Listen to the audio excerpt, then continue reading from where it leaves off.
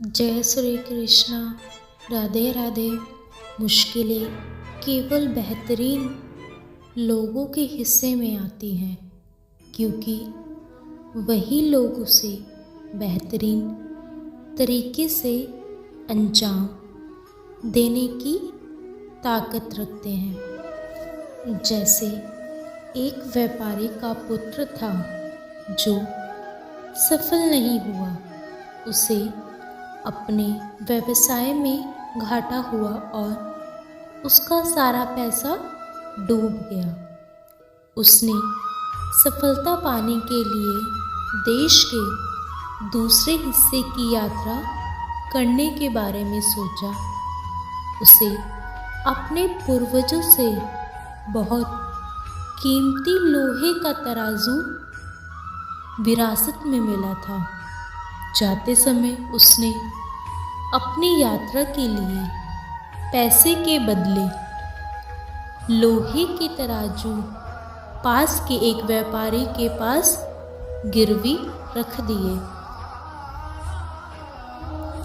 उसने पूरे देश की यात्रा की और उनकी यात्रा सफल रही। व्यापारी के बेटे ने फिर अपने गृहनगर लौटने का फैसला किया। वापस लौटने के बाद वह पास के व्यापारी के यहाँ गया और अपने लोहे के तराजू मांगा। हे मित्र, कृपया वह लोहे का तराजू जो मैंने तुम्हारे पास रखा था लौटा दो। दूसरा व्यापारी इसे वापस नहीं करना चाहता था। उसने कहा, अब यह मेरे पास नहीं है।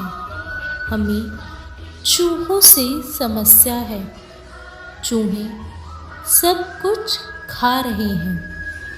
उन्होंने आपका लोहे का तराजू भी खा लिया। व्यापारी के बेटे को तुरंत सच्चाई का पता चल गया। उसने उत्तर दिया, यदि चूहों ने इसे खा लिया तो आप कुछ नहीं कर सकते। वैसे भी कुछ भी हमेशा के लिए नहीं रह सकता। उसने आगे कहा, मैं नदी में स्नान करने के लिए जा रहा हूँ।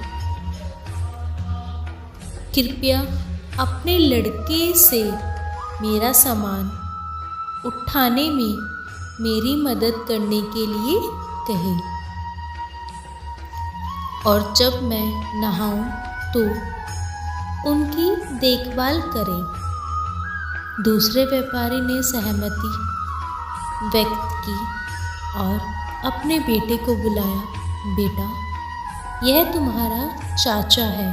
कृपया उसके साथ नदी पर जाओ और निगरानी रखो ताकि उसका कोई भी सामान चोरी ना हो।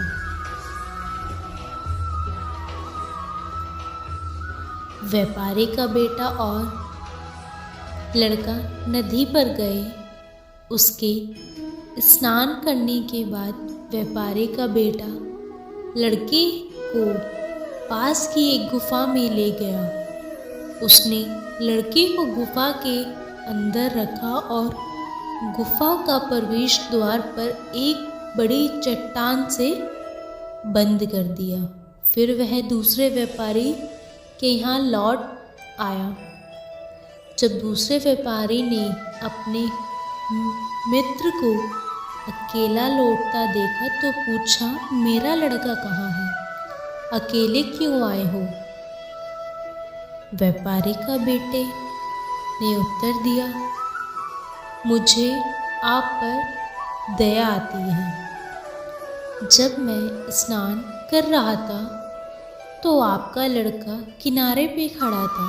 तभी ऊपर से उड़ता हुआ एक राजहंस नीचे आया और आपके लड़के को अपने पंजों में दबाकर ले गया।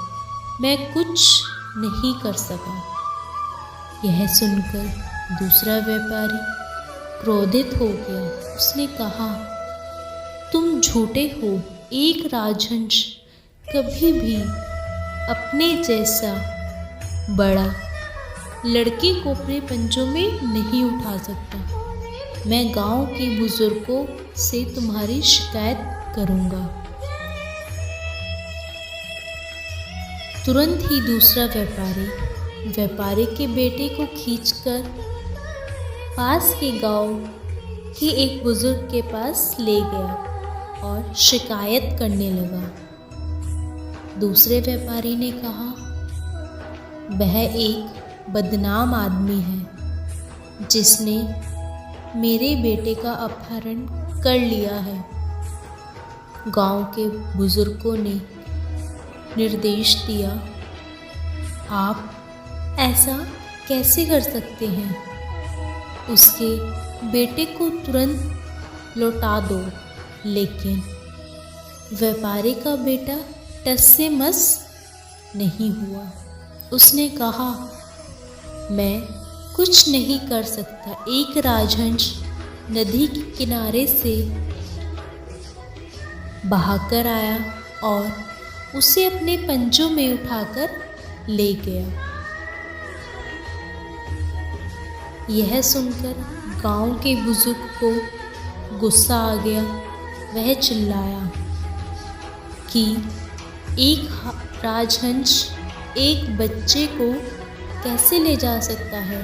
तुम झूठ बोल रहे हो। व्यापारी के बेटे ने उत्तर दिया, सर, जिस शहर में चूहे लोहा खाते हैं वहाँ राजहंस एक बच्चे को क्यों नहीं पाल सकता? यह सुनकर गांव के बुजुर्ग आश्चर्यचकित रह गए। चूहा लोहा कहाँ खाता है? आप जो कह रहे हैं उसका क्या मतलब है? कृपया अपनी बात को स्पष्ट रूप से बताएं। व्यापारी के बेटे ने उसे पूरी घटना कर्म से सुनाई और बताया कि कैसे उसने अपने लोहे का तराजू वापस पाने के लिए व्यापारी के लड़के को एक गुफा में छिपा दिया था। जब गांव के बुजुर्गों और वहां भीड़ में मौजूद सभी लोगों ने कहानी सुनी तो वो हंसने लगे। दूसरा व्यापारी शर्मिंदा हुआ। गांव के बुजुर्गों ने दूसरे व्यापारी को निर्देश दिया कि वह तुरंत व्यापारी के बेटे को लोहे का तराजू लौटा दे और उसके बेटे को गुफा से बरामद कर ले। कभी कभी हम कुछ लोगों के साथ जैसे को तैसा नीति अपनानी पड़ती है, तभी सामने वाले लोग समझते हैं जैसे को तैसा जीवन की सर्वोत्तम नीति है। जय श्री कृष्ण। राधे राधे।